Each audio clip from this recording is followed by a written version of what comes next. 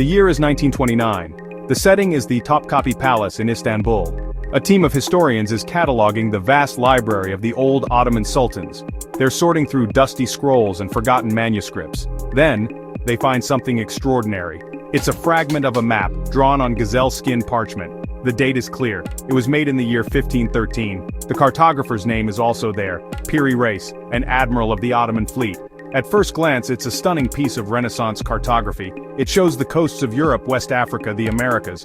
But as scholars looked closer, a profound and unsettling mystery began to emerge. Something was wrong. It wasn't a mistake in the drawing. The problem was what it showed. The map depicted the eastern coast of South America with astonishing accuracy. It seemed to connect Brazil all the way down to a southern landmass. This southern landmass resembled the coast of Antarctica. Antarctica wasn't officially discovered until 1820, over 3 centuries later. And this map shows a coastline as it might have looked before the ice cap formed. How was this possible?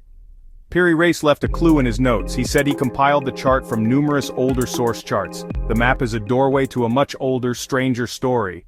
The Piri Reis Map isn't an isolated case, it's merely the most famous example of a much wider phenomenon. This phenomenon is known as anomalous cartography.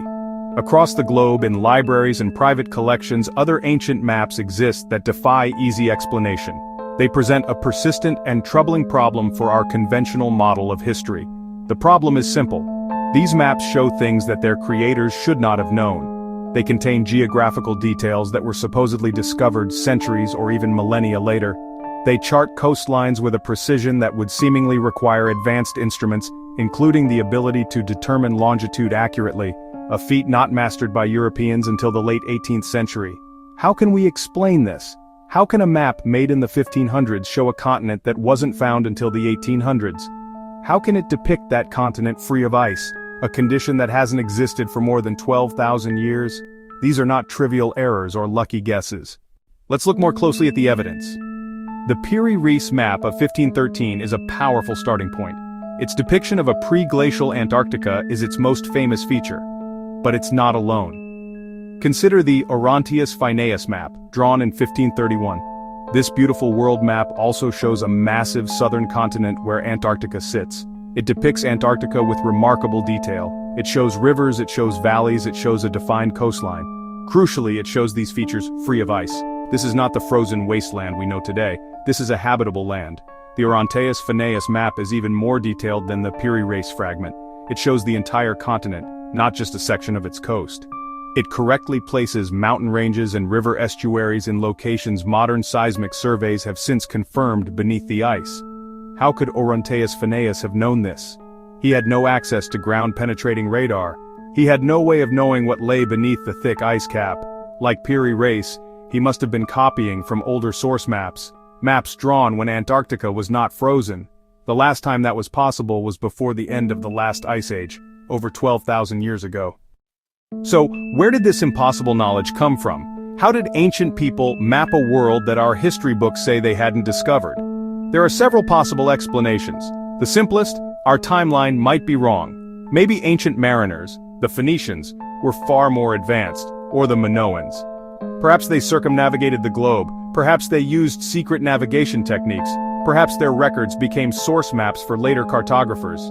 Still, that doesn't explain an ice-free Antarctica.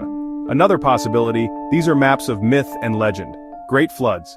A former age of heroes and gods. Maps as attempts to chart an antediluvian world. Coastlines reconstructed from oral fragments. That explains the mix of accuracy and fantasy. But some maps, like the Orontius Phineus chart, show precise longitude and geological detail. Imagination alone wouldn't produce that. The most radical explanation fits best: a lost high prehistoric civilization. An advanced civilization during the Ice Age.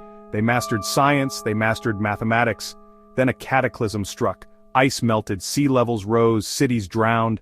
Survivors scattered across the globe, they carried myths. They carried astronomical knowledge, they carried maps. These survivors became culture heroes. Owans in Sumeria, Quetzalcoatl in Mesoamerica. They passed down ancestral knowledge and source charts. Over generations, the maps faded and distorted until cartographers like Piri Reis inherited fragments. This lost civilization theory best fits all the strange, uncomfortable facts. So, what are we to believe? Do we accept the comfortable story of history that these maps are just a collection of lucky guesses, copying errors, wild imagination? This requires us to ignore the stunning correlations with modern scientific data. It asks us to believe in a series of unbelievable coincidences. Or do we dare to consider the alternative? That these maps are exactly what they appear to be. Echoes of a forgotten world. Testaments to a lost science. This path is more challenging. It forces us to question the very foundations of what we think we know about the human past. It opens the door to a history far more ancient and mysterious than we have ever been taught. The debate between these views is not just academic, it touches upon the very essence of who we are and where we come from. If a great civilization can rise to global prominence and then be so completely erased from memory, what does that say about our own? The maps serve as a warning. History is not a straight line of progress. It is a cycle of rise and fall, knowledge gained, knowledge lost. Piri Reis Map, Phineas Map, they are messages in a bottle, cast into the ocean of time by a drowned culture telling us we were here. Ultimately, the mystery remains unsolved. No single piece of evidence can definitively prove a lost Ice Age civilization. But the circumstantial case is powerful and grows with every new discovery. The maps are a core part of that case. They challenge us to keep an open mind, to look beyond accepted dogma, to question the official story.